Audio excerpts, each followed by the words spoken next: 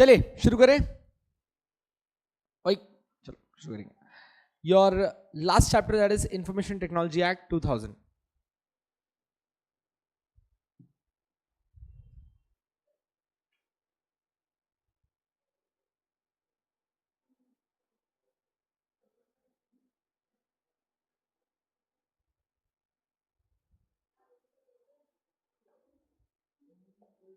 अच्छा, अगर आप इंफॉर्मेशन टेक्नोलॉजी एक्ट 2000 की बात करोगे तो इंफॉर्मेशन टेक्नोलॉजी एक्ट आपके लिए आपका नॉस्टैल्जिया पार्ट लेके आना चाहिए वापस, क्योंकि इसको आपने अपने सीएस फाउंडेशन में भी पढ़ा होगा। आईटी एक्ट को इफ यू रिमेंबर, आपने साइबर लॉ पढ़े होंगे, साइबर लॉ के साथ साथ आईटी एक्ट भी था आपको, तो almost the same chapter, nothing much. सिर्फ और सिर्फ कुल मिला के वहाँ पे एमसीक्यू बेसिस के हिसाब से पढ़ाया जाता था, अब आपको इसको थ्योरेटिकल आंसर्स के हिसाब से पढ़ाया जाएगा। अगेन एग्जाम पर्सपेक्टिव इतना ज़्यादा इंपॉर्टेंट चैप्टर नहीं है ये, क्योंकि आपके पास बहुत मेजर कंटेंट है to be asked in your modules. तो इधर से क्वेश्चन मतलब आ गया तो आ गया, मतलब मोस्टली नहीं आएगा, मतलब कम चांसेस होते हैं इस चैप्टर में से क्वेश्चन आने के।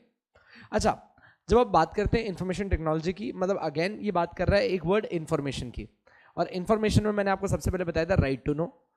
भाई हमारा राइट टू नो हमें क्या कहता है कि हमारे पास इन्फॉर्मेशन आनी चाहिए, और क्या आपके पास इन्फॉर्मेशन एक इन्फॉर्मेशन टेक्नोलॉजी एक्ट के अंदर से इलेक्ट्रॉनिक मोड में भी आ सकती है। यस, तो पहले इस चैप्टर की स्टार्ट में आपने थोड़ा सा वापस से राइट टू इन्फॉर्मेशन के बारे में देखना है। एक पेज राइट टू इन्फॉर्मेशन है, उसके बाद अपन शिफ्ट कर जाएंगे और मूव कर जाएंगे कहाँ पे, आपके इन्फॉर्मेशन टेक्नोलॉजी एक्ट की तरफ। अच्छा, बड़ा ही सिंपल सा चैप्टर है, बहुत टाइम पास है और जल्दी खत्म होता है। ज़्यादा कोई ऐसे केसेस डिस्कस नहीं करने इसके अंदर अपन ने, या फिर कोई बहुत ज़्यादा टिपिकल लैंग्वेज नहीं जिसकी वजह से हमें इस चैप्टर में ज़्यादा टाइम लगे। Without wasting your time let's start. सबसे पहला इंफॉर्मेशन टेक्नोलॉजी एक्ट के अंदर राइट टू इंफॉर्मेशन की बात करते हैं। India is the world's largest democracy. The citizen of democratic India elect representatives and put him in power. Right to information act 2005। अच्छा, हम सब ने भाई हमारे नेता इलेक्ट किए जो दुनिया के सबसे ईमानदार लोग हैं, जिसपे हम लोगों ने उनको क्या बोला कि आपके ऊपर हम राइट टू इंफॉर्मेशन क्लेम कर रहे हैं। was introduced to empower the citizens for the purpose of promoting transparency, accountability in the working of government, contain corruption, sorry यहाँ पे contain मत करना, यहाँ पे करना reduce corruption and make our democracy work for people in real sense। मतलब corruption हटाओ, government को बोला जाता है कि आपका काम है करप्शन हटाने का, और साथ साथ में डेमोक्रेसी के अंदर ट्रांसपेरेंसी बढ़ाओ। Accordingly, RTI makes responsible, accountable to the public representative, that is MPs and MLAs। तो आज के टाइम पे आप कोई भी पब्लिक अथॉरिटी से कोई भी क्वेश्चन पूछ सकते हैं, वेरी वेल अलाउड, आपके पास राइट है चीज पूछने का। Therefore, they cannot use public funds carelessly, इसलिए या फिर it extends to the whole of India। Please उसके आगे का कट कर दीजिएगा। जब आप बात करते हैं राइट टू इंफॉर्मेशन की, so the right to know is an essential participatory democracy. It has its roots in article 19। Last chapter के अंदर अपन ने डिस्कस किया था। आर्टिकल 19(1)(a) आपको freedom of speech and expression देता है। Freedom of speech and expression आपको right to know देता है। And article 21 of the constitution, a person has a right to hold a particular opinion. और opinion form करने के लिए आपको क्या चाहिए, information. But to sustain that opinion, information is needed. For sustaining and nurturing that opinion, it becomes necessary to receive information। पूरा repeat है, anything to be told? No. Article 21 gives the right to know, which includes a right to receive information. The interesting thing to be noticed over here is the right to receive information has its roots in the right to freedom of speech and expression. Article 19(1)(a) of our constitution guarantees to every citizen freedom of speech and expression। पर आप speech और expression कब दे पाओगे, जब आपके पास उसके ऊपर information हो। A citizen can effectively use his right to express and speech only if he has information। आगे बढ़ते हैं। For example, if your teacher asks you a question in the class, will you be able to answer the question if you have no information about it? For you guys, yes, you can say anything. For rest of the people who believe that answer should be given when it makes sense, obviously no. For others, you will be able to answer the question and express your views about it only if you have knowledge about the topic. Similarly, you will be able to effectively use your right to expression and speech only if you have any information. Thus, a citizen has a right to receive information, and that right is derived from the concept of freedom of speech and expression comprised in Article 19(1)(a). And the state on one hand is under an obligation to respect the fundamental rights of the citizen, and on the other hand has an obligation to make sure that these rights are meaningfully and effectively enjoyed। पहला, state को एक obligation है कि आपने देखना है कि मेरे फंडामेंटल राइट्स आराम से यूज हो, और मैं कैसे मेरे फंडामेंटल राइट आराम से यूज कर पाऊंगा, जब आप मुझे आरटीआई के अंदर इंफॉर्मेशन प्रोवाइड करोगे। ठीक, अब ऑब्जेक्टिव ऑफ द एक्ट की बात करते हैं। भाई आरटीआई की भाई बड़ी सी सिंपल ऑब्जेक्टिव थी। The objective of this act is to promote the transparency and accountability of the public authorities. अब ठीक, अब आ जाओ, अब अपन चलने वाले हैं अपने किन की तरफ, आईटी एक्ट की तरफ। इंफॉर्मेशन की बात करते हैं। डॉक्यूमेंट और transaction to which the act shall not apply. देख लो, याद करो, नेगोशिएबल इंस्ट्रूमेंट पे नहीं लगता। A power of attorney as defined under power of attorneys act 1882 एक ट्रस्ट के ऊपर लागू नहीं होता। A will and any contract for the sale और कन्वीनियंस ऑफ इमूवेबल प्रॉपर्टी और any interest in such property. इन सब का एक एक का लॉजिक मैंने आपको राइट टू इन्फॉर्मेशन एक्ट के अंदर दिया है। जिन लोगों ने नहीं देखा please right to information chapter वापस से देखिएगा। Now coming down to definitions of basic expressions. इस चैप्टर के अंदर, इस एक्ट के अंदर, इंफॉर्मेशन टेक्नोलॉजी के अंदर आप लोग कुछ बेसिक एक्सप्रेशंस यूज करने वाले हो। उनके मतलब क्या है? सबसे पहला एक्सेस। एक्सेस का मतलब क्या होता है? मतलब एक्सेस मतलब लॉग इन क्रीडेंशियल्स है आपके पास किसी भी चीज, या मतलब मान लीजिए कि मेरे पास मेरे फेसबुक अकाउंट का एक्सेस है, तो आप कह रहे हो कि only I have the right to go down to this information and see this information. Access is with its grammatical variation and cognate expression means entering, instructing or communicating with the logical, arithmetical or memory function resources of a computer, computer system or computer network। Facebook में आपका right है login करने का, Facebook के through communicate करने का। अब जब आप पासवर्ड डाल रहे हो तो सामने आपका पासवर्ड कौन रिसीव कर रहा है? क्या जुगरबर्ग बैठा है क्या सामने आपका पासवर्ड लेने के लिए? नहीं। आपने क्या बोला? वहां पे जुगरबर्ग नहीं है, वहां पे आपके सामने एक कंप्यूटर सिस्टम है जहां पे आपका प्री फीड मेमोरी में लिखा हुआ है कि आपका पासवर्ड क्या है। आपने ऐसे पासवर्ड डाला, वो पासवर्ड वहां मैच हो गया, हम लोग बोलेंगे कि ठीक है, you have the access to enter there. Next है एसिमेट्रिक क्रिप्टो सिस्टम। अच्छा देखो, एसिमेट्रिक क्रिप्टो सिस्टम का मतलब समझना। अब है ना, इसको आराम से एक बड़े वर्जन में समझना, खाली डेफिनेशन पॉइंट ऑफ व्यू से मत समझना। अभी आई मेक वीडियोस, ये वीडियोस अक्रॉस सेल होते हैं।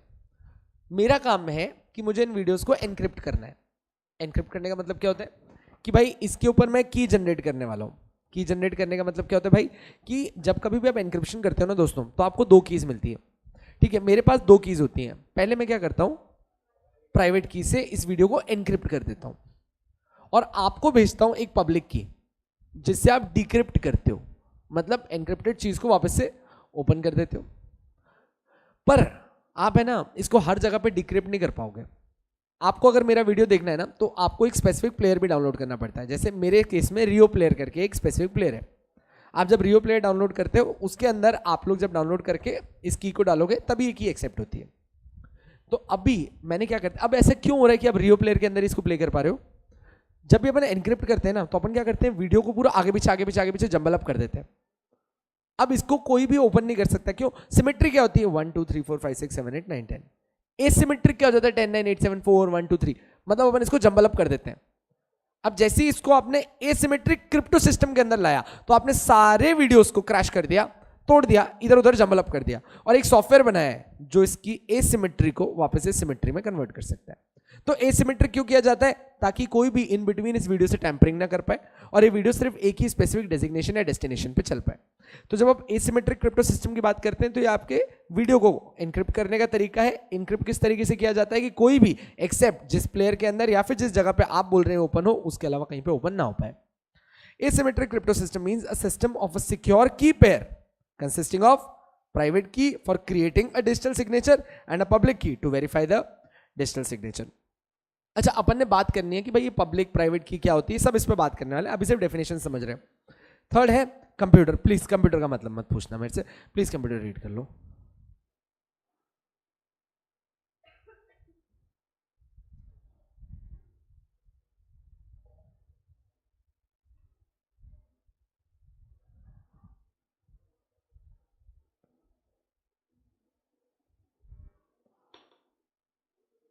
It's a very difficult thing to understand, please ध्यान से देखिएगा, कंप्यूटर बहुत टफ होता है।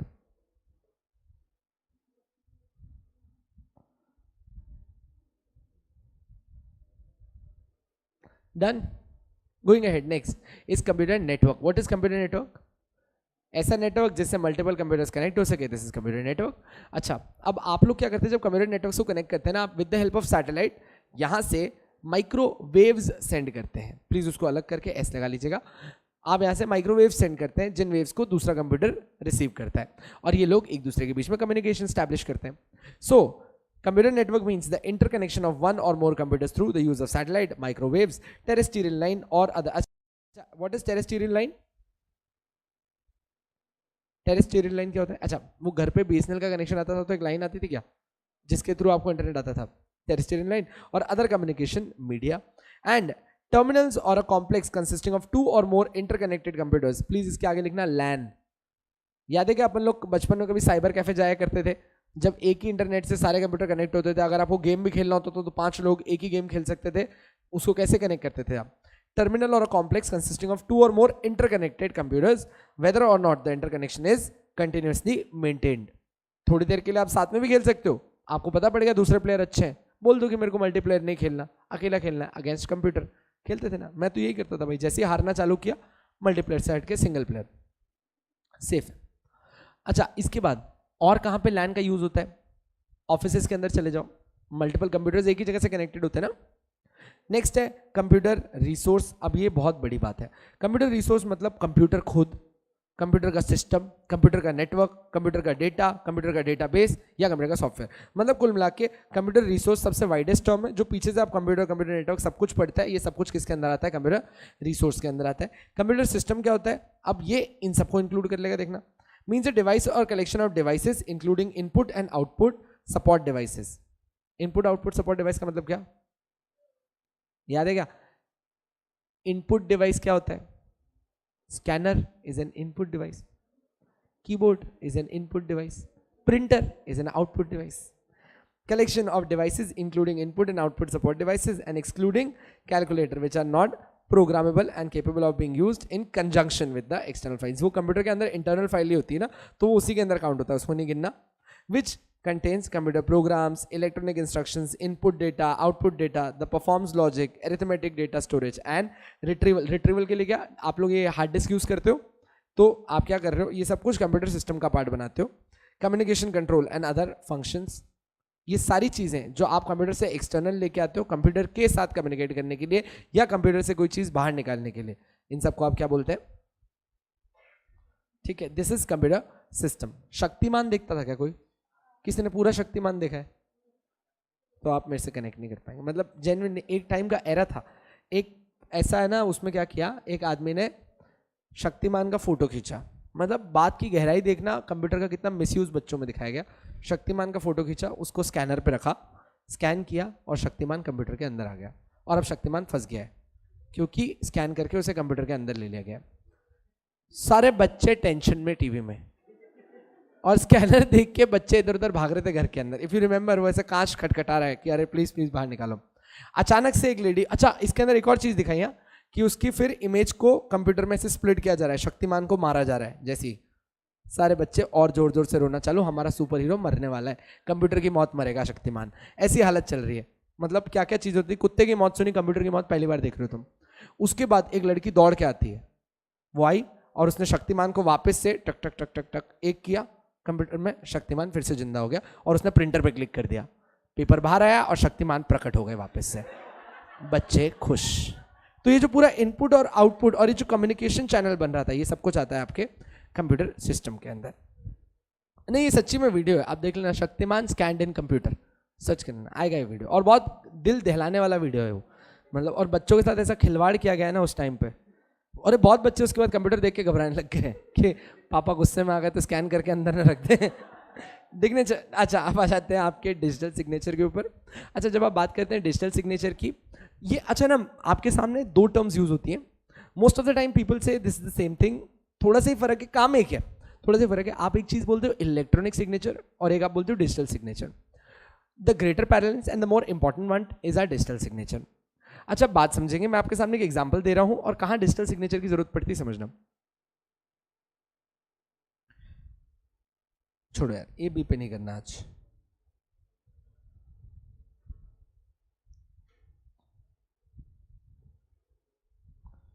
विकास सर को अभी रिसेंटली 7 दिन पहले हुआ प्यार. लड़की का नाम है मधुबाला. ठीक है, विकास सर को मधुबाला को एक प्रेम पत्र लिखना है। डर यह है कि अगर जब मान लीजिए विकास सर क्या एक लेटर लिख सकते हैं मस्त एकदम, प्रिय मधुबाला मैं तुम्हें यहाँ याद करके जी रहा हूँ वगैरह वगैरह, कुछ बातें पढ़ने लायक नहीं है, छोड़ दो, these are their dirty talks, let them do. पर यहाँ पे विकास सर ने जब इतनी सारी बातें लिखी मधुबाला को, बीच में अगर निकिता भाभी पढ़ ली इसको तो विकास सर की मतलब पूरी छटनी है, एकदम सही है। भाई आपके सामने आएंगे पर लंगड़ाते हुए, लूले लंगड़े कैसे भी, पर बहुत बुरी हालत में आएंगे। सही बात है, क्यों?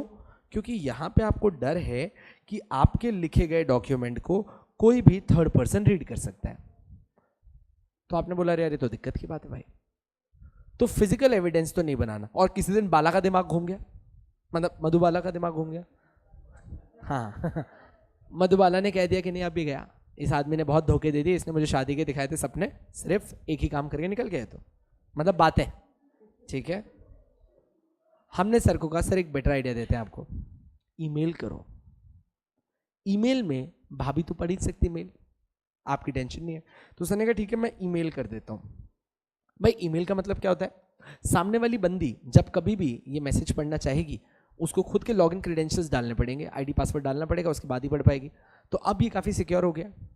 पर मान लीजिए कि भाई मधुबाला बहुत ही एक फेमस लेडी है, इनको मल्टीपल ईमेल्स आते हैं ऐसे और बहुत लोगों से बातें करती हैं, तो इन्होंने अपने 2-3 असिस्टेंट रख रखे हैं जो सारे ईमेल देखते हैं और जो काम की ईमेल्स है वो यहाँ तक पहुँचा देते हैं। जैसे एक्टर एक्ट्रेसेस को आप देखते हो ना, बोलते हैं for collaboration email us to this, email us to this, तो एक्ट्रेस खुद नहीं पढ़ती, वो उसका मैनेजर पढ़ता है, काम का होता है तो एक्ट्रेस तक पहुँचाती है। हमने फिर कहा विकास सर व्हाट इफ तुम मधुबाला से प्यार करने गए और उसके असिस्टेंट से प्यार कर बैठे, दैट्स द रिस्क। या फिर इन्फॉर्मेशन असिस्टेंट तक पहुँच गई, हमको इन्फॉर्मेशन डायरेक्ट कहाँ तक पहुँचानी थी, मधुबाला तक, बीच में किसी को नहीं बताना था। तो आपने बोला कि यार कहीं ना कहीं पे यहाँ पे भी दिक्कत है। तो ईमेल में आप डायरेक्टली पर्सन तक पहुँचा तो पाते हो और कोई थर्ड पार्टी इंटरप्रेट नहीं करती, पर स्टिल ये 100% सिक्योर्ड नहीं है। 100% सिक्योर्ड क्यों नहीं? क्योंकि कहीं ना कहीं पे अगर आपके लॉगिन क्रेडेंशियल्स किसी और के पास लीक हो गए या फिर लॉगिन क्रेडेंशियल्स किसी और के पास ही रहते हैं तो वापस से ये डॉक्यूमेंट लोगों तक पहुंच जाएगा। तो हमने बोला कि क्या कोई ऐसा काम हो सकता है कि जो कोई थर्ड पर्सन पढ़ भी ना पाए और सिर्फ वही पढ़ पाए जो आप चाहते हो पढ़े। तो इसके लिए आपको बोला गया कि आप क्या कर सकते हो, आप अपने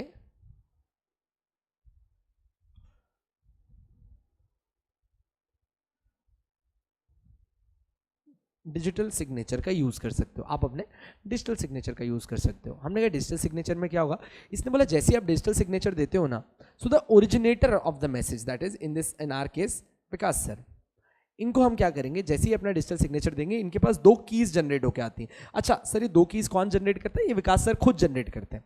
आपके पास इंटीग्रेटेड कीज का सेट होता है, उसमें से आप 2 कीज खुद जनरेट करते हो। जैसे मैं आज अपना वीडियो सेल करता हूं तो मैं अपनी की जनरेट करता हूं, एक होती है मेरी प्राइवेट की, दूसरी होती है पब्लिक की, और मैं ही वो की आपको सेंड करता हूं। ये दोनों कीज सेम होती है, एक की सिर्फ मेरे रेफरेंस के लिए होती है वीडियो को एनक्रिप्ट करने के लिए, एक की मैं आपको भेजता हूं वीडियो को डिक्रिप्ट करने के लिए, मतलब एक ताला बंद करने के लिए, एक ताला खोलने के लिए। तो डिजिटल सिग्नेचर में आपके पास क्या होता है, एक होती है आपके पास प्राइवेट की और दूसरी होती है आपके पास पब्लिक की। यहां तक ठीक है एकदम, प्राइवेट की और पब्लिक की। प्राइवेट की जाहिर सी बात है ये की हमेशा ओरिजिनेटर के पास रहती है, और पब्लिक की to the person who we want to have। देखो इधर सबसे पहली डेफिनेशन क्या बताई थी आपको, एक्सेस टू द डॉक्यूमेंट, उसको अपन क्या देते हैं, पब्लिक की देते हैं। यहां तक श्योर, कोई डाउट नहीं है, सिंपल इनफ। अब बात समझिएगा, तो विकास सर जब कभी भी सबसे सेफेस्ट मोड ऑप्ट करना चाहते तो हमने उनको क्या बताया, डिजिटल सिग्नेचर करिए। अब डिजिटल सिग्नेचर में क्या होता है कि आपका ये जो डॉक्यूमेंट है ये जैसे ही इस पर आप प्राइवेट की डालते हैं ये लॉक हो जाता है। लॉक को अगर मैं दूसरा वर्ड बोलूं, एनक्रिप्ट हो जाता है। अच्छा जब ये एनक्रिप्ट होता है ना तो ये आपके लिए एक डाइजेस्ट क्रिएट करता है। क्या क्रिएट करता है? डाइजेस्ट, जिसको आप हैश भी बोलते हो, प्लीज गलत मत दीजिएगा, इसको आप हैश भी बोलते हो। अच्छा ये हैश या फिर डाइजेस्ट का मतलब क्या होता है, ये आपकी सीरियल की होती है। जैसे अपन मान लीजिए कि एंटीवायरस डाउनलोड करते हैं, मैकेफी का एंटीवायरस डाउनलोड किया, तो उसके बाद क्या बोलता है, for the full version insert the serial की। तो आपने डाउनलोड तो कर लिया, आप उसका रन वर्जन भी देख पा रहे हो, पर वेरीफाई करने के लिए कि आपका ओरिजिनल सॉफ्टवेयर है कि नहीं, उसके अंदर क्या डलवाता है, वो एक सीरियल की डलवाता है। जैसे मैकेफी आपसे सीरियल की डलवाता है वेरीफाई करने के लिए, क्या कि ये सॉफ्टवेयर आपने ओरिजिनल बाय किया है या नहीं किया है, वैसे ही जब एन्क्रिप्शन होता है ना, तो ये एक डाइजेस्ट क्रिएट करता है। डाइजेस्ट कब काम आता है, यहां पे जो एन्क्रिप्शन के टाइम पे डाइजेस्ट क्रिएट हुआ है ना, वही डाइजेस्ट क्रिएट होना चाहिए मधुबाला जब इसको डिक्रिप्ट करेगी वहां पे। और अगर यहां वाला डाइजेस्ट और यहां वाला डाइजेस्ट मैच हो रहा है, तो हम कहते हैं कि उसी बंदे ने मैसेज भेजा है जिसको भेजना चाहिए था, और बीच में किसी ने भी आपके एन्क्रिप्शन के साथ छेड़छाड़ नहीं की है। तो ये डाइजेस्ट होता है, जिससे आप चेक करते हो कि ये एन्क्रिप्टेड वीडियो या फिर ये एन्क्रिप्टेड फाइल मधुबाला तक पहुंची और इसमें कोई भी थर्ड पार्टी ने बीच में इंटरप्शन नहीं किया। अगर किया होगा तो यहां पे जो मधुबाला जब पब्लिक की डालेगी और इसको डिक्रिप्ट करेगी, जब पब्लिक की डालेगी और डिक्रिप्ट करेगी, तो उससे जो जनरेट होगा डाइजेस्ट, ये दोनों मैच नहीं करेंगे, जिससे आपको एक बार में समझ में आ जाएगा कि डॉक्यूमेंट रास्ते में खुला है और कुछ ना कुछ इसमें छेड़खानी हुई है। सर ऐसा हो सकता है? बिल्कुल हो सकता है। एन्क्रिप्टेड फाइल्स को बीच में थर्ड पार्टी रोक सकती है, एन्क्रिप्शन ओपन कर सकती है, कुछ फाइल्स के साथ टैंपरिंग कर सकती है। दीज आर कॉल्ड हैकर्स, जो आपकी एन्क्रिप्टेड फाइल्स को डैमेज करते हैं और उसके बाद इसमें शायद एंटीवायरस वायरसेस ऐड कर देते हैं और फाइल्स आप तक भेज देते हैं। कभी कोई कंप्यूटर सॉफ्टवेयर जब आप डाउनलोड करते हो तो आप बोलते हो अरे साथ में वायरस भी आ गए। ये क्यों आते हैं? क्योंकि बीच में हैकर्स होते हैं जो इन फाइल्स के अंदर वायरस इंसर्ट कर देते हैं और हमारे कंप्यूटर में आ जाते हैं। फिर क्या होता है, इन्हीं वायरस के इलाज के लिए आपको सजेस्ट किया जाता है कि ये, आपको पता है ना, जो एंटीवायरस आप यूज कर रहे हो वो सबसे पावरफुल एंटीवायरस क्यों होता है? क्योंकि मार्केट में सबसे ज्यादा वायरस भी उसी के होते हैं। So McAfee is an antivirus, virus भी उसी ने बनाया। जिसके सबसे ज्यादा वायरस उसका सबसे अच्छा एंटीवायरस, क्योंकि उसके पास उसके वायरसेस के सबके इलाज है। एकदम ठीक है, आ जाते हैं।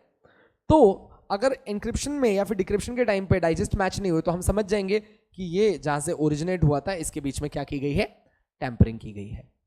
यहां तक ठीक है। इसको आप डाइजेस्ट बोल लो, इसको आप हैश नंबरिंग बोल लो, दोनों बात बराबर है। ये एक तरीके से एक सीरियल की होती है जिससे आप चेक करते हो authenticity of the sender. Sure enough. तो डिजिटल सिग्नेचर से एनक्रिप्ट हो जाता है और पब्लिक की से वो ओपन करता है। फिर भी हमें डर है कि इन बिटवीन किसी ने छेड़खानी करी, तो वो कैसे चेक किया जाता है? डाइजेस्ट से चेक किया जाता है। याद रहेगा क्या? पक्की बात, कोई कंफ्यूजन यहाँ तक नहीं है? अच्छा, आपने पब्लिक की और प्राइवेट की बात करी। प्राइवेट की से आपका डॉक्यूमेंट हो गया लॉक, आपने उसको सेंड किया।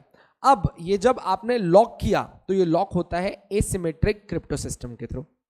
ये लॉक किससे होता है? एसिमेट्रिक क्रिप्टो सिस्टम के थ्रू, जो आपको मैंने आगे डेफिनेशन पढ़ाई थी, second number definition, asymmetric crypto system. अब ये एसिमेट्रिक क्रिप्टो सिस्टम के टाइम पे आप बता देते हो कि डॉक्यूमेंट ओपन भी कहां पे होगा, जहां पे वापस से सिमेट्रिकली ओपन हो जाए। तो ये आपका काम है कि जब कभी भी आप कोई चीज एनक्रिप्ट करते हो, सेंड करते हो, आपको उसको बताना है कि कहां पे जाके ओपन हो सकता है, और साथ साथ में क्या भेजनी है, एक पब्लिक की सेंड करनी है। Sure enough? यस। अब थोड़ा सा आगे बढ़ते हैं। अच्छा ठीक है, डाइजेस्ट तक बता देना। Now we can just read it. अभी तक सिर्फ इंट्रोडक्शन है, आगे देखना। अब आपको डिजिटल सिग्नेचर आप रीड करोगे तो will get a much more clear version of digital signature. Means authentication of any electronic record. Authentication है डिजिटल सिग्नेचर। क्यों? क्योंकि यहां पे क्या क्रिएट हो जाता है? डाइजेस्ट क्रिएट होता है। तो ऑथेंटिकेशन हो गया कि जिसने भेजा वो भी सही बंदा है, जिसको मिला वो भी सही बंदा है। By subscriber by means of an electronic method और procedure in accordance with the provision of section 3।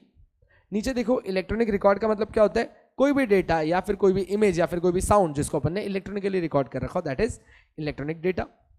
देख लो जल्दी से।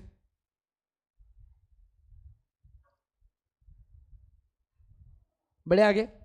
अच्छा, अब जो आप नेक्स्ट चीज पढ़ने जा रहे हो, इलेक्ट्रॉनिक सिग्नेचर। ये एक ज्यादा वाइडर टर्म है। मैंने कहा था कभी कभार अगर बात करें तो digital signature electronic signature same होता है, पर हाउएवर कभी कभार आप देखते हो क्या, आपके सामने अमेजॉन से कोई कुरियर आया तो वो अपनी मोबाइल ऐप ओपन करता है, आपके हाथ में पेन देता है और बोलता है सिग्नेचर कर दीजिए sir. This is as good as an electronic signature. But electronic signature is not restricted to only this. Electronic signature includes a digital signature as well. So either of the side. अब देखो यहाँ पे आपसे sign कराने का मतलब क्या है? हम कह रहे हैं कि जिसके पास आपका प्रोडक्ट पहुंचना था वो खुद हमारी ऐप पे आके साइन करके चला गया। So that is an instant response कि भाई जिसको गुड्स डिलीवर करने थे उसी को डिलीवर किए गए हैं। तो ये सिग्नेचर आपके लिए एक प्रूफ बन जाता है। This is called electronic signature. But क्या इलेक्ट्रॉनिक सिग्नेचर अपने साथ डिजिटल सिग्नेचर की बात भी करता है? करता है। Electronic signature means authentication of any electronic record by a subscriber bye means of an electronic technique specified in the second schedule and includes the digital signature. तो ये डिजिटल सिग्नेचर भी इंक्लूड करता है, और जो मैंने आपको ऐसे ये साइन करने के लिए बोला, इसके अंदर अगर मान लीजिए आपने साइन किया है, ये भी आपका इलेक्ट्रॉनिक सिग्नेचर कहलाता है।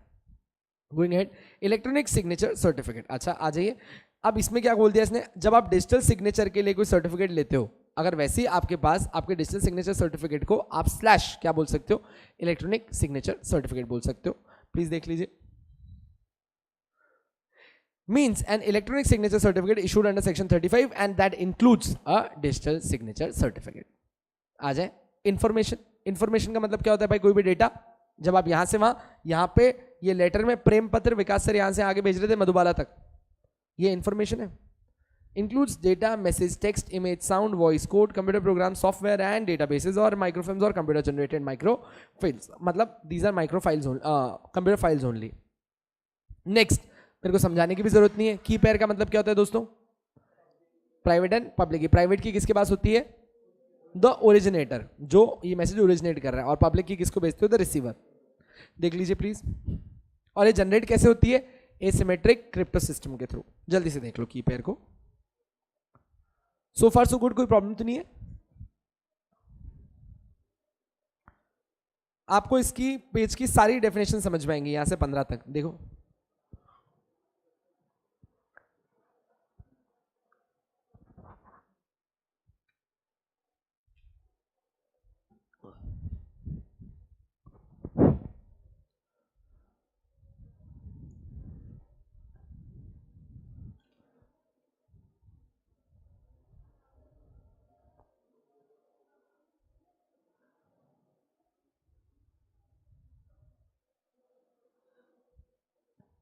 देख लीजिए, सारी डेफिनेशंस देख ली।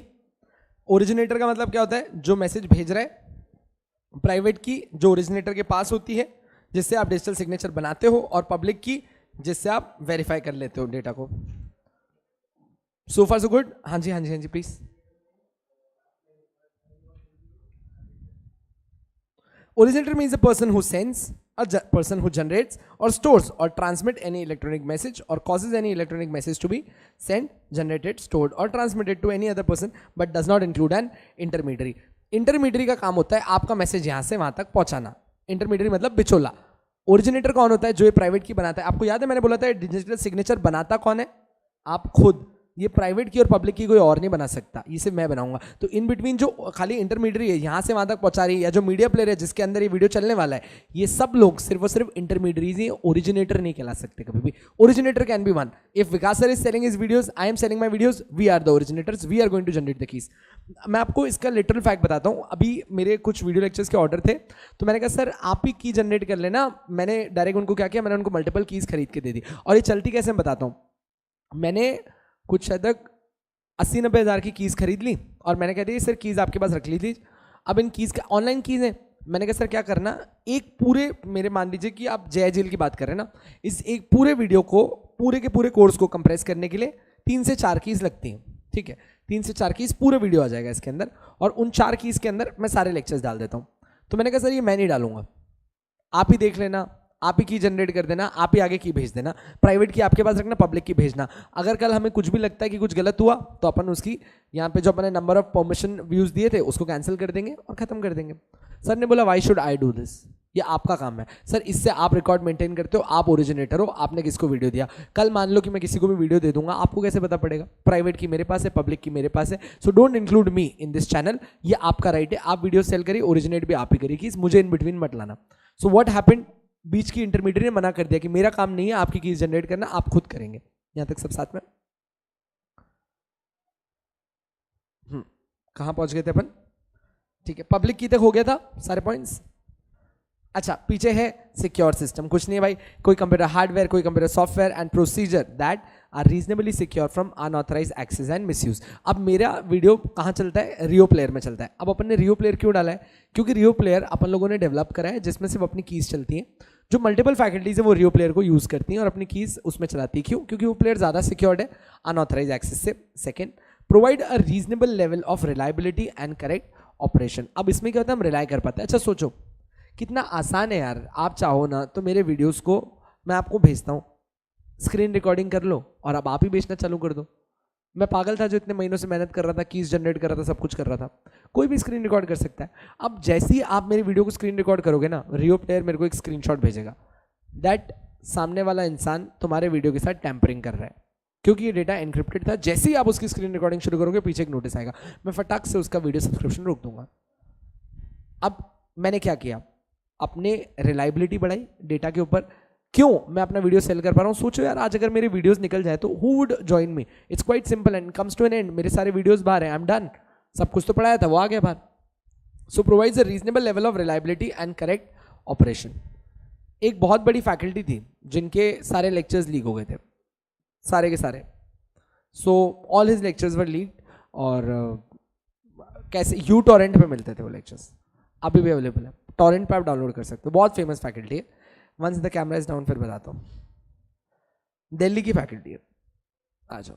Next, are reasonably suited to perform the intended function and adhere to generally accepted security procedures. आ जाए। अब कब आ रहे हैं अपन digital signature and electronic signature. अच्छा, डिजिटल सिग्नेचर तो आपको एकदम क्लियर है कैसे बनता है, क्या बनता है, अब उसकी बात करते हैं। आ जाओ। A digital signature that is authentication of electronic record by a subscriber bye electronic means is recognized as a valid method of authentication. The authentication is to be effected by the use of asymmetric crypto system and hash function. Hash function का मतलब क्या होता था? Digest, याद है क्या? वापस समझाऊं hash function, digest function you want me to? नहीं, पक्का चले। Verification of the electronic record is done by the use of public key of the subscriber. आपको जैसे ही अपना डेटा वेरीफाई करना है, पब्लिक की डाल दो। The private key and the public key are unique to the subscriber and constitute a functioning key pair. हर की नहीं होती है, हर जने को नई की मिलती है, कोई दूसरी की दूसरी जगह पे नहीं चलने वाली है। Section 3A deals with electronic signature. Section 3A1 provides that notwithstanding anything contained in Section 3(1), but subject to the provision of subsection 2, a subscriber may authenticate any electronic record by such electronic signature or electronic authentication technique which is considered reliable and may be specified in the second schedule. अब देखो इसने electronic signature को कितना wide meaning दिया। इसने कहा electronic signature, वापस देखना, इसने इलेक्ट्रॉनिक सिग्नेचर में डिजिटल सिग्नेचर भी बीच में ले आया, और जो मैंने आपको मोबाइल के ऊपर साइन करना बताया उसको भी बीच में ले आया। वापस रीड करो। सेक्शन 3A क्या कहता है? सेक्शन 3A डील करता है इलेक्ट्रॉनिक सिग्नेचर से।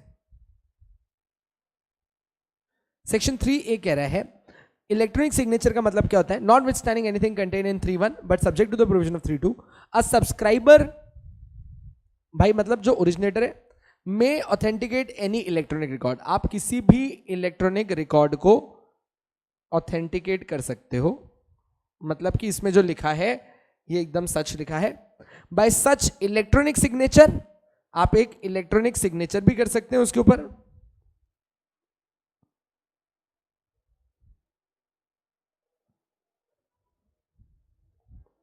और इलेक्ट्रॉनिक ऑथेंटिकेशन टेक्निक, या फिर कोई टेक्निक कर सकते हो ऑथेंटिकेशन की। Digital signature is a technique of electronic authentication which is considered reliable, जिसको आप रिलायबल मान पाओ,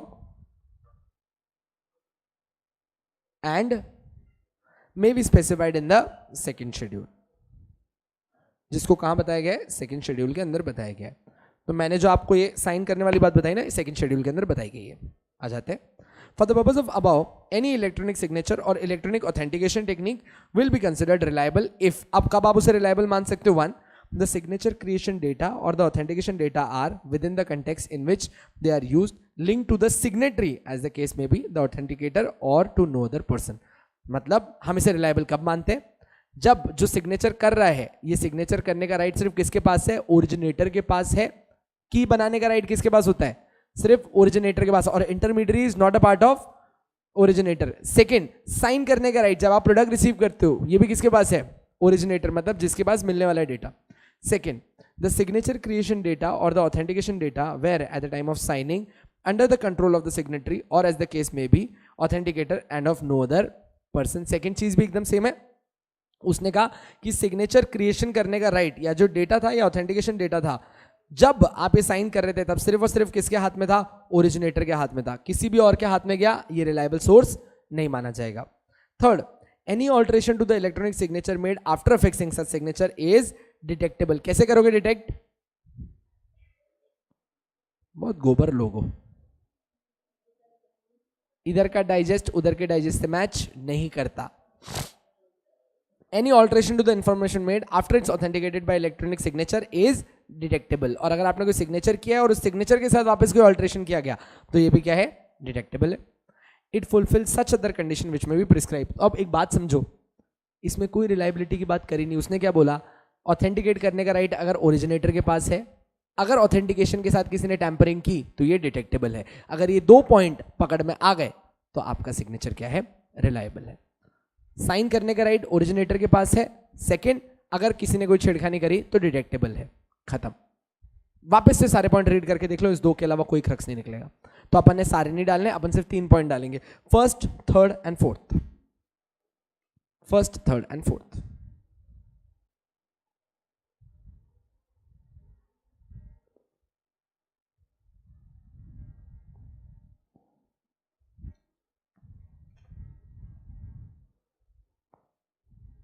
So far so good, no problem with the chapter.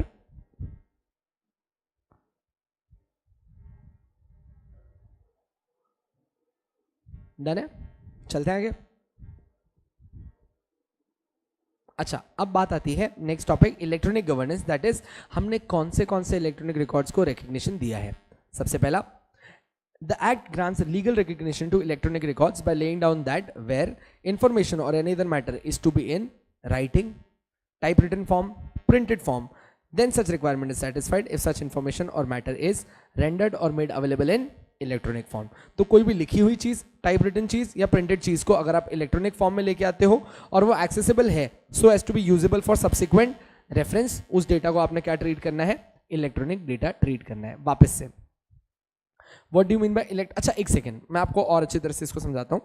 What do you mean by governance? अच्छा, कॉर्पोरेट गवर्नेंस पढ़ा है आपने? Governance का मतलब क्या होता है? चुप कर. गवर्न करता है वो. हर इतना लिटरल इंटरप्रिटेशन नहीं देना होता.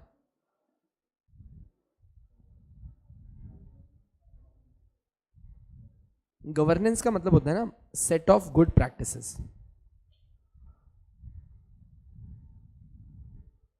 सेट ऑफ गुड प्रैक्टिस जो हर किसी को फॉलो करनी चाहिए वाइल डूइंग एनी बिजनेस. सही बात है, जिसको बोलते हैं सेट ऑफ गुड प्रैक्टिस. अब इसने क्या बोला? हमने आपके लिए इलेक्ट्रॉनिक गवर्नेंस दी है, मतलब इलेक्ट्रॉनिक डेटा को लिए क्या सेट ऑफ गुड प्रैक्टिसेस दी हैं. तो हमने पूछा कि भाई कौन से डेटा को आप एक लीगल इलेक्ट्रॉनिक डेटा मानते हो. उसने कहा कोई भी डेटा जो रिटन हो, टाइप रिटन हो, रिटन हो, टाइप रिटन हो या फिर प्रिंटेड हो. प्रिंटेड हो जिसको हम लोग किस फॉर्म में ला सकते हैं? इलेक्ट्रॉनिक फॉर्म में ला सकते हैं. और ये इलेक्ट्रॉनिक फॉर्म इतना क्लियर है कि इसको अपन आगे क्या दे सकते हैं? कहीं पे भी रेफरेंस दे सकते हैं. तो ऐसे केस के अंदर इस इलेक्ट्रॉनिक फॉर्म में लाए गए डेटा को जिसको हम रेफरेंस दे पा रहे हैं ये एकदम एक लीगल रिकॉर्ड की तरह माना जाएगा. सर कोई एग्जांपल दे दीजिए, बड़ा क्लियर हो जाता. तेजस दौड़ के गया और एक लड़के के ऊपर कूद गया. उस लड़के का रोड पे टैटू बना हुआ है अभी तक, क्योंकि वो इतनी बुरी तरह से रोड पे चिपक गया था कि उसे उखाड़ के कोर्ट तक ले जाना पॉसिबल नहीं था. आपने उसका प्रिंटेड फॉर्म का एक फोटो खींच लिया. ये फोटो रेफर किया जा सकता है. यस. अच्छा, किसी ने वीडियो बना लिया इस पहाड़ को कूदते हुए देखते हुए. ये पूरा जो वीडियो बना और हम कोर्ट में लेके गए, क्या ये as an electronic record refer किया जा सकता है? हाँ तेजू, किया जा सकता है कि नहीं? बिल्कुल, वेरी गुड. कैसे अभी एकदम ध्यान आ गया ना? पक्का समझ में आ रहा है पूरा? तो कोई भी रिटन, टाइप रिटन या फिर प्रिंटेड फॉर्म जिसको आप इलेक्ट्रॉनिक फॉर्म में लेके आ सकते हो, जिसको हम रेफर कर सकते हैं. As simple as that. दादाजी की वसीयत थी रिटन फॉर्म में, बहुत ख़राब हो चुकी है. और दादाजी कब के ख़राब हो चुके हैं? दादाजी कब के ख़राब हो गए? वसीयत काफ़ी ख़राब हो चुकी है. इसकी एक सर्टिफाइड ट्रू कॉपी बनानी थी. क्या हम चाहें तो उसकी CTC की एक इलेक्ट्रॉनिक कॉपी भी बनवा सकते हैं? हमने बोला बनवाओ ना सर, क्या दिक्कत है? विल की इलेक्ट्रॉनिक कॉपी बनवा लो. इलेक्ट्रॉनिक डेटा तो कभी ख़राब नहीं होगा, वो तो डिप्लीट नहीं होगा, तो क्या उसको भी रेफर किया जाएगा कोड के अंदर? बिल्कुल किया जाएगा। क्यों? इलेक्ट्रॉनिक रिकॉर्ड है। Any kind of written, type written or printed thing जिसको आप इलेक्ट्रॉनिक फॉर्म में ला सकते हो और आगे रेफर कर सकते हो, वो गवर्नेंस के हिसाब से एकदम लीगल डॉक्यूमेंट है। प्लीज एक बार वापस से रीड कर लीजिए if you find any problem.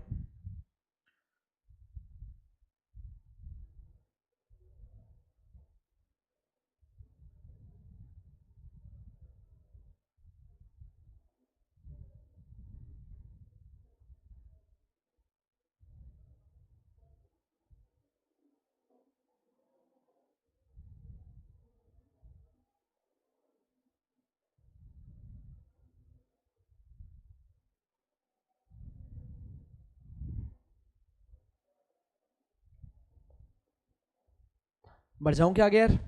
पक्का? कोई डाउट नहीं आता? अच्छा, अब नेक्स्ट चीज सुनना। आप बात कर रहे हो प्राइवेट ट्रांजैक्शंस की। अच्छा, जब कभी भी आप कहते हैं ना private transactions, what do you actually mean by private transactions? Please गलत भावनाओं से ना देखिए इसे।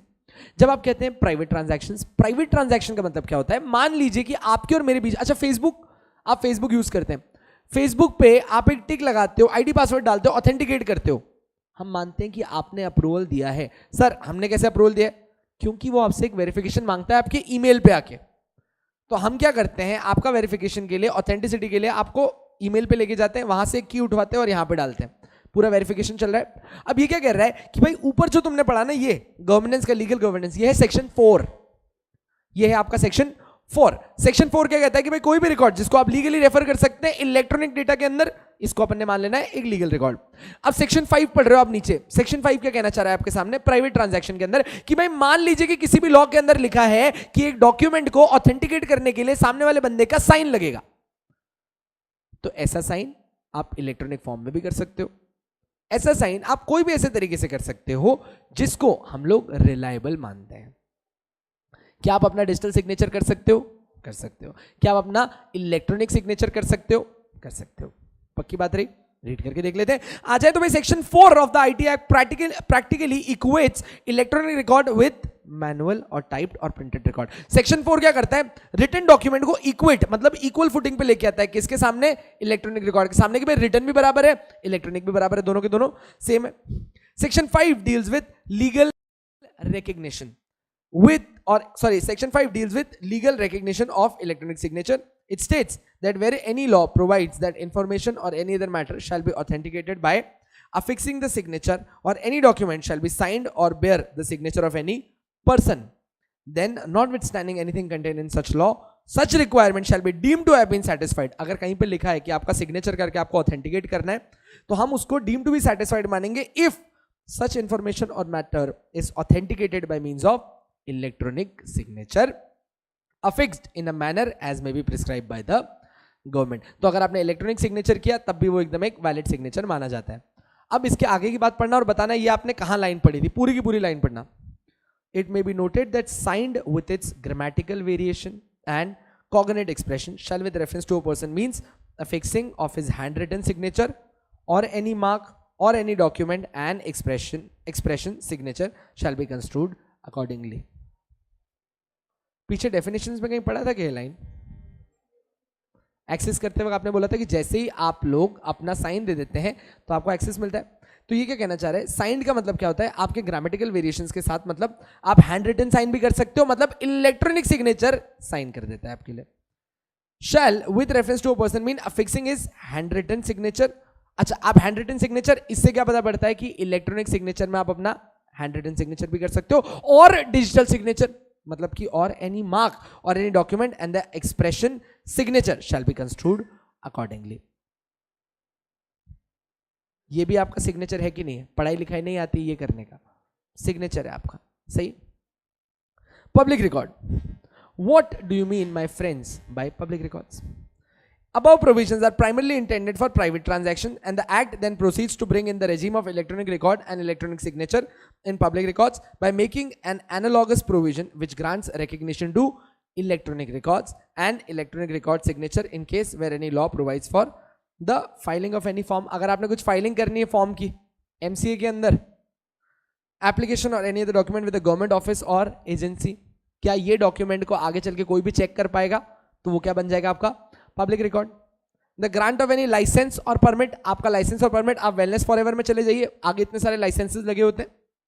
द रिसीट और payment of money in a particular manner, ये सब बनते हैं आपके पब्लिक रिकॉर्ड्स. ठीक है. अच्छा, नेक्स्ट वाला पॉइंट कट कर दीजिएगा. Delivery of services by service provider, ऊपर बीबीआईएम पे एनएस डाल दो, एक रीड दे दो, रीड देने में कोई हार्म नहीं.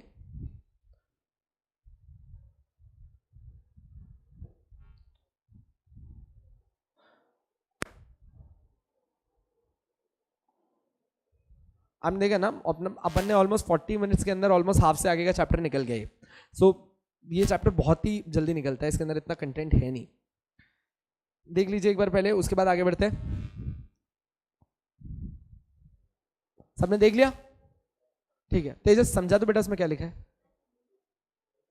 अभी तो हाँ क्यों बोला? तो तूने देखा नहीं तो ना तो बोल देता कि सर पढ़ रहा हूं, एक मिनट रुक जाओ.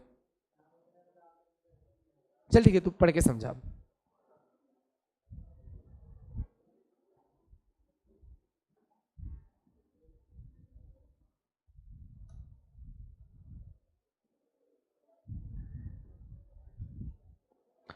जल्दी कर दो.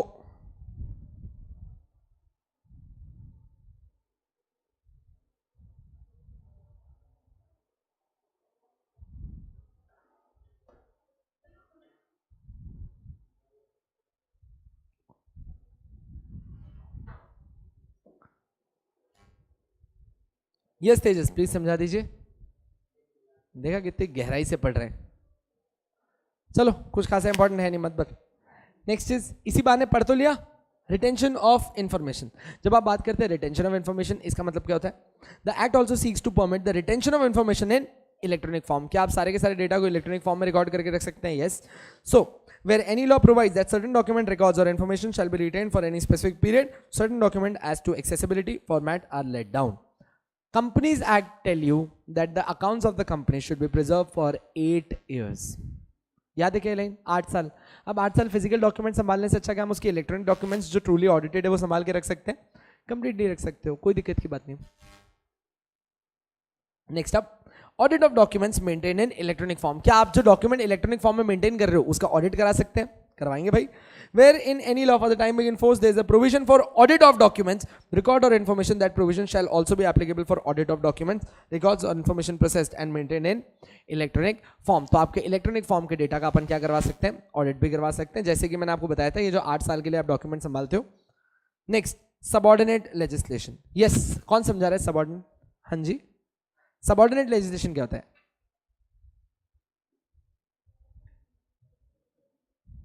एनीवन?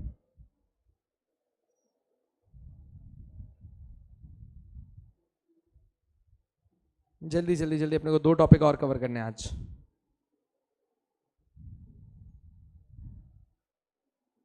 यस हार्दिक बता दीजिए.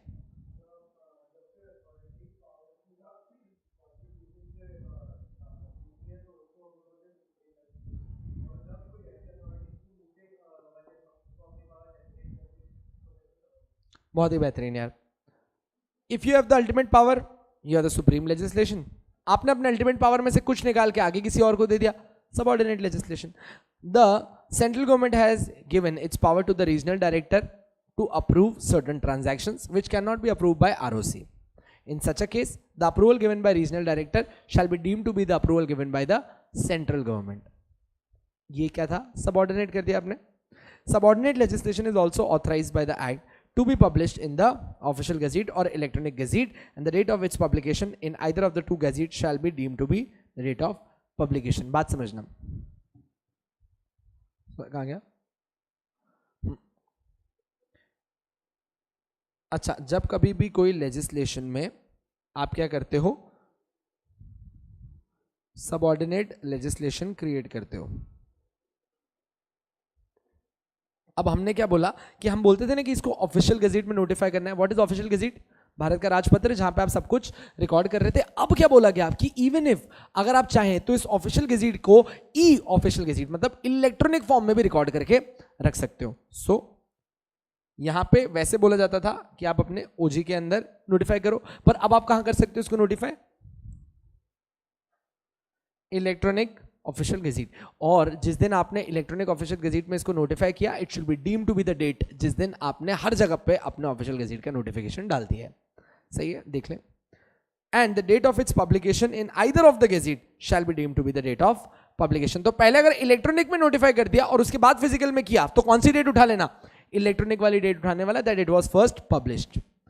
But the provision summarized above shall not confer any right upon any person to insist that any government agency shall accept or issue any document in electronic form or affect any monetary transaction in electronic form. अच्छा, section 9 ने देखो क्या किया ना, बोला कि यार देखो अब इलेक्ट्रॉनिक, जैसी अपने पास IT एक्ट 2000 आया, तो अपन ने कहा कि यार अब कोई भी तरीके की इंफॉर्मेशन इलेक्ट्रॉनिक फॉर्म में पास कर सकता है. इवन आप अपने कोर्ट के अंदर भी कोई एविडेंस लाना चाहते हो तो आप उसको इलेक्ट्रॉनिक फॉर्म में ला सकते हो. गवर्नमेंट के ऊपर भी बोल दिया कि आप अपना सारा डेटा कैसे रिकॉर्ड कर सकते हो, इलेक्ट्रॉनिक फॉर्म में कर सकते हो. To a matter of fact, अगर आपने कोई ऑफिशियल गेजेट का नोटिफिकेशन भी डालना है ना, वो भी इलेक्ट्रॉनिक फॉर्म में डाल सकते हो. पर सेक्शन 9 ने क्या कहा कि इसकी वजह से, और ये इलेक्ट्रॉनिक डेटा को हमने रिकॉर्ड किया, इसकी वजह से किसी के पास ये राइट नहीं आ जाता कि वो ऐसा ऑर्डर करने लग जाए कि सामने वाली पार्टी अगर मेरे अगेंस्ट कोई एविडेंस ला रही है तो वो इलेक्ट्रॉनिक फॉर्म में आए. 1. सेकेंड, आप गवर्नमेंट को कभी इंसिस्ट नहीं कर सकते कि कोई फाइलिंग या कोई डॉक्यूमेंट या फिर कोई रिप्लाई सिर्फ और सिर्फ कैसे करना है, इलेक्ट्रॉनिक फॉर्म में करना है. It is the discretion of the user कि उसे ई मोड में आना है या फिर फिजिकल मोड पे आना है. No one can insist anyone on anything to be done electronically. Are we sure enough? This is a right but not a domination कि आप किसी और को सामने से बोल दो कि तुझे भी ऐसे ही करना पड़ेगा. हमने सिर्फ इलेक्ट्रॉनिक रिकॉर्ड को एक्सेप्ट करना स्टार्ट कर दिया है. आ जाओ. Validity of contract form through electronic means. क्या इलेक्ट्रॉनिक मीन्स से किए गए कॉन्ट्रैक्ट भी एकदम वैलिड होते हैं? जवाब है 2 नंबर हाँ. As per section 10A of the act, wherein a contract formation, the communication of proposal and the acceptance of proposal, the revocation of proposal and acceptances, as the case may be, are expressed in electronic form or by means of an electronic record, such contract shall not be deemed to be unenforceable solely on the ground that such electronic form or means was used for that purpose. So completely allowed है यार कि electronic form में contract बना भी सकते हैं, revoke भी कर सकते हैं, सब कुछ इलेक्ट्रॉनिक फॉर्म में हो सकता है. चलेगा एकदम ठीक है. जल्दी से एक चीज रीड करोगे 5 मिनट में? Very good. आ जाओ. Attribution and dispatch of electronic records. Since in an electronic record the maker remains behind the curtain, it was considered desirable to make a provision for attribution. अच्छा, ये ना जो अपन अभी पूरा टॉपिक तुम पढ़ने वाले हो, ये पूरा डिस्कस्ड है. सिर्फ ध्यान से कनेक्ट करना, आपको ये बात यहां से रिलेट होती हुई अपने आप दिखेगी. देखते हैं इसने क्या बोला. Since N electronic record the maker remains behind the curtain. अच्छा, आज मैं आपको कुछ भी भेज रहा हूं तो मेकर तो कर्टन्स के पीछे, भाई आपको पता ही नहीं मेकर कौन है. It was considered desirable to make a provision of attribution of the record. हमने क्या बोला कि ये कहां से निकला है, इसको कहीं एट्रीब्यूट करो, मतलब किसी के ऊपर लाइबिलिटी फिक्स करो कि बात कहां से शुरू हुई है. An electronic record is attributed to the originator. हम और किसी को नहीं जानते, जिसके नाम पे निकला है हम उसी के नाम पे बात करने वाले. ओरिजिनेटर के ऊपर एक इलेक्ट्रॉनिक रिकॉर्ड क्या किया जाता है? एट्रीब्यूट. जिसने पब्लिक और प्राइवेट की बनाई थी वही क्या है? ओरिजिनेटर है. Sure enough? पक्का. Next, broadly the originator is the person at whose instance it was sent in the following cases. अब देखो प्लीज एक चीज ध्यान देना, ओरिजिनेटर का मतलब क्या है, बहुत गहराई की बात है इस एक लाइन के अंदर. ये कह रहा है originator is the person at whose instance, मतलब जिसकी इच्छा पे it was sent in the following cases. इसका मतलब क्या हुआ? तो अगर मेरे वीडियोज हैं, आपको मैंने भेजे, वीडियोज में कुछ गलत सलत बोल रखा है, केस किसके ऊपर होगा? मेरे ऊपर. मैंने कहा अरे मैंने नहीं करा, प्रसाद भैया ने एनक्रिप्ट किए थे और प्रसाद भैया ने भेजे आपको वीडियोस. आपने बोला किसके इंस्टांस पे भेजे थे? आपके इंस्टांस पे भेजे थे ना. अगर आपके इंस्टांस पे भेजे तो ओरिजिनेटर भी कौन है? आप ही हो. प्रसाद भैया तो इंटरमीडिएट, जिसको मैं ओरिजिनेटर गिनने भी नहीं वाला. मैं किसको ओरिजिनेटर गिन रहा हूं? आपको गिन रहा हूं, क्योंकि आपके इंस्टांस पे की जनरेट की गई थी. Sure enough? आ जाए. Broadly, the originator is the person at whose instance it was sent in the following cases. It was sent by the originator himself. मैंने खुद की जनरेट की और आपको भेजी. और it was sent by a person authorized to act on behalf of the originator. Vicarious liability याद है क्या? He who does something with his agent is doing it by himself. अगर मेरे कहने पे उस बंदे ने की जनरेट की भी, तो अब भी जिम्मेदारी किसकी है? मेरी. So it was sent by a person authorized to act on behalf of the originator in respect of that electronic record. Third, if it was sent by an information system programmed by or on behalf of the originator to operate automatically. Regarding, अच्छा ये तीसरा वाला क्या था, automatic update send कर रहे थे अपन, तो तीनों ही केसेस में ये ओरिजिनेटर, ऑटोमेटिक अपडेट कैसे जा रहा था, ओरिजिनेटर की वजह से जा रहा था। आदमी ने काम क्यों किया, ओरिजिनेटर की वजह से किया। मैंने सेंड क्यों किया, मेरी वजह से किया। तीनों ही केस में लाइबिलिटी किसके ऊपर आएगी, मेरे ऊपर। Regarding acknowledgement of receipt of electronic record, अच्छा एक सेकंड, पहला एट्रीब्यूशन क्लियर है, एट्रीब्यूशन हमेशा किसके ऊपर होता है, ओरिजिनेटर के ऊपर। Regarding acknowledgement of receipt of electronic record, the act provides that where there is no agreement that the acknowledgement be given in a particular form, then the acknowledgement may be given bye.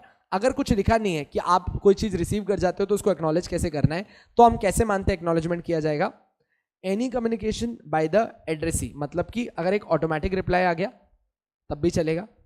Second, कोई भी और तरीके से addressee ने आपको बताया कि भाई उसको रिसीव हो गया, तो इसको क्या मानते हैं अपन, एक्नॉलेजमेंट मानते हैं। Second, any conduct of the addressee which is sufficient to indicate to the originator that the electronic record has been received. मेरी की को एक्टिवेट कर दिया, बताया नहीं पर की एक्टिवेट हो गई। जैसे ही की एक्टिवेट हुई मैं क्या मान लूंगा, सामने वाले बंदे को ये डॉक्यूमेंट मिल गए। तो कुल मिला के ये जो नीचे वाला है ना, एनी कंडक्ट, उसको लिखना डीम्ड एक्नॉलेजमेंट, इसको लिखना डीम्ड एक्नॉलेजमेंट। चले आगे। Now special provisions have been made for cases where the originator has stipulated for receipt of acknowledgement. अच्छा कुछ कुछ केसेस में ओरिजिनेटर क्या बोलता है, जब आप रिसीव कर लो तो आप मेरे को क्या भेजोगे, एक कंफर्मेशन भेजोगे एक्नॉलेजमेंट की आपको ये चीज मिल गई है।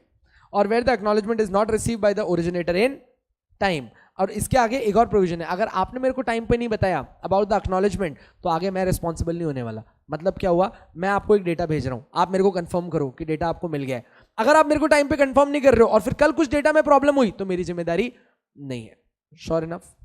क्यों ऐसा क्यों करते हैं, क्योंकि ओरिजिनेटर एक रीजनेबल टाइम मांगता है कि आप इस की को इतने टाइम में एक्टिवेट करेंगे। इतने टाइम में नहीं कर रहे हो तो ओरिजिनेटर को डर है कि यार कहीं ना कहीं पे हो सकता है कि इसमें कोई टैंपरिंग हो, टैंपरिंग हुई तो मेरी जिम्मेदारी हो जाएगी। इसीलिए हम क्या बोलते हैं, यहां से जब डॉक्यूमेंट निकल रहा है तो हम ओरिजिनेटर के ऊपर इसको एट्रीब्यूट करते हैं, और जिसको मिल रहा है उसको हम बोलते हैं आप सिर्फ जब इसको मिल जाए तो आप उसको क्या करो, एक्नॉलेज कर दो। ठीक है। इसके आगे आपका time and place of dispatch. After these provision, there follows a provision which is of considerable significance of the law of contracts. The date of the offer and the date of acceptance are crucial. अच्छा चलो ये आप समझा दो and we stop for the day, खत्म करो। मैं समझा दो, very good. In determining whether and which contract has come into existence, the two terminal points dispatch and receipt are dealt with in detail. Subject to the agreement between the parties, the dispatch of an electronic record occurs when it enters a computer resource outside the control of the originator. जैसे ही मैंने email किया, it has entered into a computer resource जो अब मेरे control से बाहर है। तो हम डिस्पैच कब मानते हैं, जब ओरिजिनेटर के कंट्रोल से डेटा बाहर निकल चुका है। अच्छा एक चीज हमेशा याद रखना, एक बार ये चीज एनक्रिप्टेड आपके हाथ से निकल गई, ये तीर है, इस लाइन को याद रखना, ये तीर है जिसको वापस नहीं लिया जा सकता, अब ये जाएगा ही जाएगा वहां पे। नक्की हो गई बात। तो हम क्या बोलते हैं, जैसे ही आपके कंट्रोल से बात बाहर निकल गई, there is a dispatch. Computer resource as defined in section 2K means a computer, a system, a computer network, data, computer database और एनी कंप्यूटर सॉफ्टवेयर। तो time and place of dispatch का मतलब क्या है, when do you consider that there has been a dispatch, when the data is outside the control of the originator to be controlled, we say there happens a dispatch. Sure enough. खाली एक बार read मार लो and we shall stop. Time of receipt भी बता दोगे एक minute, गोबर साले। अच्छा खाली वो तो पढ़ लो, डिस्पैच पढ़ लो।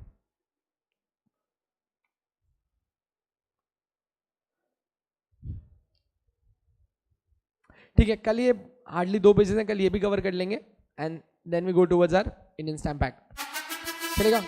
आज के आपके इस लेक्चर में बैठने के लिए बहुत बहुत धन्यवाद, आभार। मिलते रहिएगा और कल तक तो प्लीज जिंदा रहिएगा। जय हिंद, जय महाराष्ट्र।